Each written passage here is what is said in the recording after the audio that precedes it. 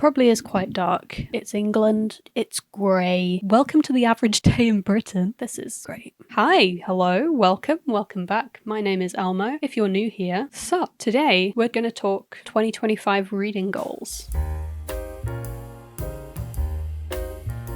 As of recording, it is February, and the reason it's taken me so long to make this video is probably because I wasn't really decided on my goals for this year. I think I'm focusing this year more on the enjoyment of reading and thinking more about the stories, which is kind of what I did last year, but I think I was too in the habit of reading lots of books at the same time to finish them quicker. I don't know. I had a lot of time last year to read, and I made use of that, and I've got a decent amount of time this year to read that I hope to make use of as well. Anyway, 2025 reading goals. I did write out a little outline for this video so I know where we're going. First goal of 2025 is to read 25 of my owned books. I have a lot of owned books that I am very excited to get to, but have very little insight into. I haven't read them. I've not read them. I'd like to, but I haven't yet. And so I need that push to actually read them. And the Read What You Own challenge is part of that. I have to read 25 of my owned books, not borrowed books, not library books. It has to be ones I own before I can buy any more. And chances are, once I've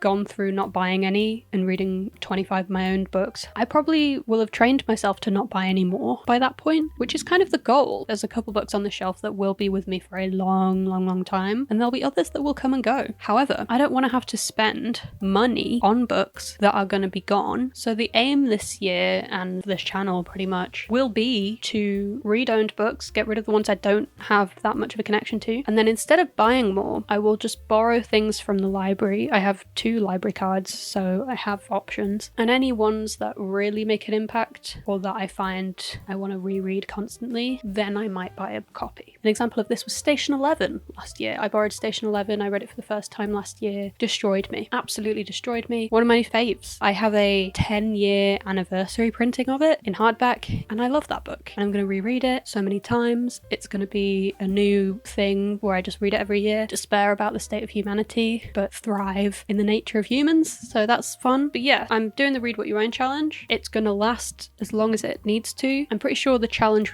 itself renews every November, but I'll probably just make it like a year thing. I'm going to read 25 of my own books for the Read What You Own challenge. I'm going to not buy books. I have one pre-order book that's arriving next month at some point. No more book buying from me. I have so many books I need to read that I want to read, which brings us to my next point. My goal generally is less to read in quantity and more to read in quality. I'm not striving for numbers. I'm not striving to beat last year and read 50 books or 100 or whatever. I want to read with more thought. I want to do more book reviews, is where this is leading to. I want to do more book reviews. I would like to read the books I have and then tell you what I thought of them, not what happened in them. I was a bit kind of miffed with my reviews from last year because they really just recounted plot details. I think of that as more like a summary than a review, and I would rather be like, you know, in Mockingjay, Suzanne Collins does a really good job of blurring the lines between good and evil and control from the Capitol and control from District 13, because they need to communicate to an audience that has been catered to a specific way. However, they're still technically doing the bad things that the bad people are doing. Things like that, more eloquent and thought out maybe, but thoughts like that are what I want to share with you lot. Another goal of mine actually this year is to empty my Banishment box completely. The ones that are in there that I haven't read, by the way, are ones from my uni read lists that I didn't get to. I don't see that as wasteful, which is probably not ideal. I just don't want to contribute to the culture of like hauling and unhauling without even giving books a chance, because that just feels not great. But I do have some in there that I haven't read that I think would probably be good to read. One of my other goals for 2025 is to read classics. I joined a Storygraph challenge, which is to read 6 classics. At the moment, I'm reading Frankenstein, obsessed. I do think I enjoy romantic era prose. I already knew I liked romantic era poetry. I got Dracula that that I could be reading. I have a friend who famously absolutely despises Dracula, so I'm going to read that and see if I agree. Maybe I'll enjoy it out of spite, who knows. I have a book I borrowed from my cousin last year. Sorry, I will give it back. Tess of the D'Urbervilles by Thomas Hardy. I have Machen, but I don't think that's a classic. I've got Dorian Gray, Miss Dalloway. I've got Pride and Prejudice. I've got Emma, and I don't know if I'm counting modern classics as classics, but if I did, I've got a couple of those as well that I could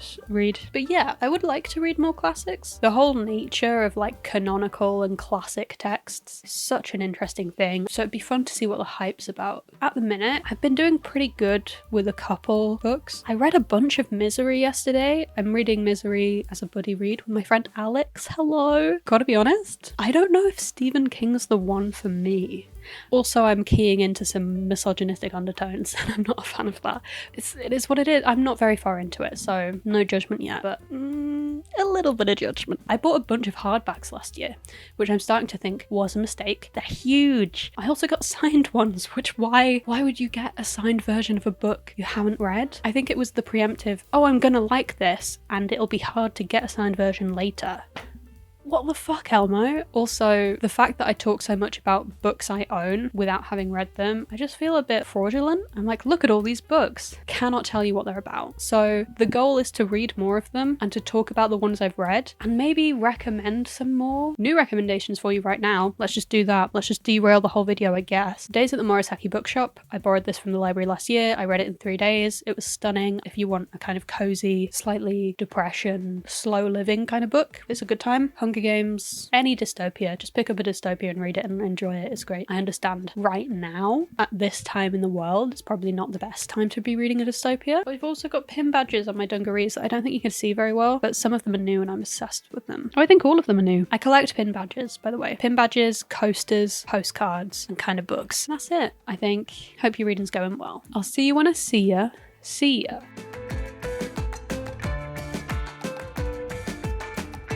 Filming when you're ill is not the one. Sincerely, Convict Elmo. What's your favourite Elmo variant? Oh, I really like the Convict one. That was great. Did you see the Pirate one? No, not yet. They don't own that shirt yet. They will. I am going to get a red version of this shirt. All my clothes have to be the same but different colourways.